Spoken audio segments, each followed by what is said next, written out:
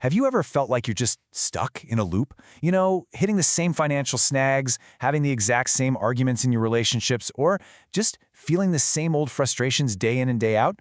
Well, what if the problem isn't out there? What if it's not the wall you keep hitting, but the mirror you're looking into? Today, we're going to explore this really powerful idea that your reality is simply a reflection of what's going on inside you. So let's dive in. And this quote from author David Byer, it just nails it. Reality isn't testing you, it's reflecting you. This is the core idea we're digging into today, that the world around you isn't some random thing that's happening to you. Nope. It's more like a feedback loop, constantly showing you something about, well, yourself. And look, I think we've all been there, right? Feeling stuck. We try so hard to change our circumstances, we work harder, we switch jobs, we find new partners, but somehow the same old patterns just keep showing up. But what if the source of those patterns was never out there to begin with? All right, so let's get right into part one, the world as a mirror. We're going to break down this concept called the mirror principle, which basically says that reality itself, it works just like a mirror. This right here is the perfect way to think about it. I mean, imagine you look in a mirror and you don't like the t-shirt you're wearing. You wouldn't start scrubbing the mirror to try to change it, right? Of course not. That's silly. You have to change the actual t-shirt. The mirror principle says your life works the exact same way. So if our life is the reflection, then what in the world is creating it? Well, that brings us to part two, where we need to break down the two sides of this whole thing, the image versus the reflection. Okay, so this is super important to get. On one hand, you've got the image. This is the cause. It's your inner world, all your subconscious beliefs, your thoughts, your feelings. One source had a brilliant analogy for it. It's the computer file. Then, on the other side, you have the reflection. This is the effect. It's your outer world, your life circumstances, the 3D reality you see every day. It's just the printout from that computer file. So if we put it all together in a nutshell, here's what we're talking about. The mirror principle is the theory that your external world, your job, your relationships, your bank account, all of it, is a direct manifestation, a direct reflection of your internal world. And it's driven specifically by those deep, often hidden, subconscious core beliefs. So you might be asking, where does this image even come from? Well, a whole lot of it is unconscious programming we picked up when we were kids, especially between the ages of 2 and 7, when our brains are just little sponges. It's built from stuff we heard, things we saw, and experiences we had over and over that eventually just became a truth in our minds. And then, to make things even stickier, our brains use something called confirmation bias. It means we literally go looking for evidence that proves our old beliefs are true, and we totally ignore anything that says they're not. It's what keeps us locked in that same loop. Okay, so if the image is creating the reflection, the really big question is, how do we change the image? And that's exactly what we're covering in part 3, taking this whole idea from theory to practice. And here's the bottom line, the big takeaway from all of this. It's simple, but it's so profound.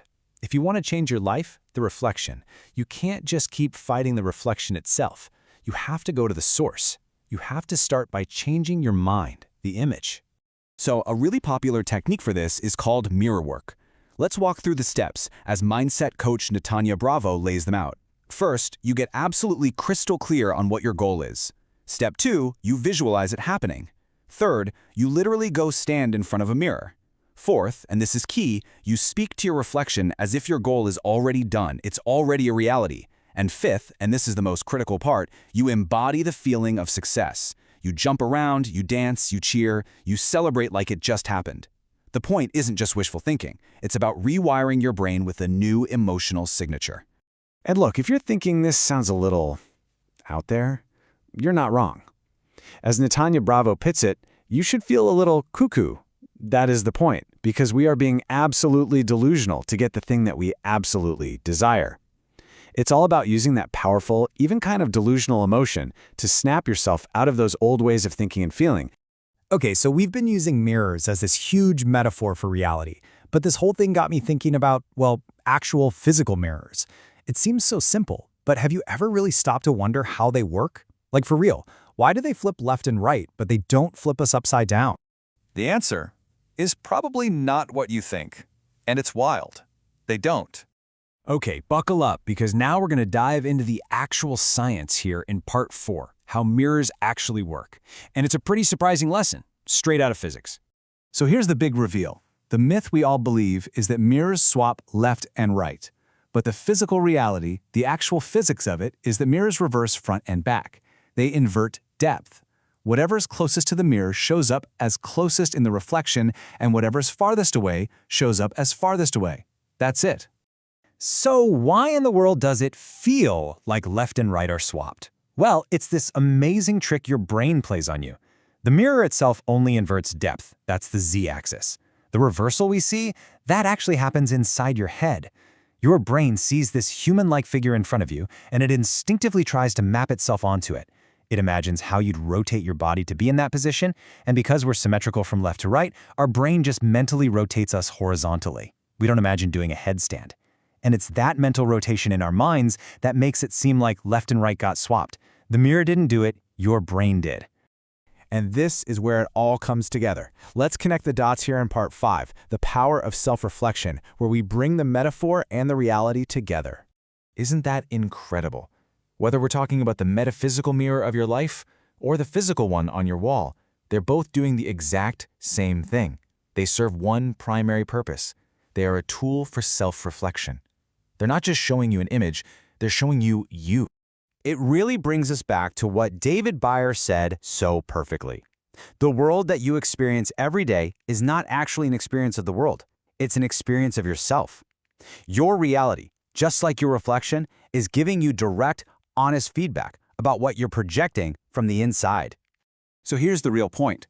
Just like that left-right swap in a physical mirror isn't actually real, it's a mental rotation, an interpretation our brain creates. Maybe the so-called problems we see in our life's reflection are also just interpretations. Real power, then, isn't found in trying to scrub the mirror or fight the reflection.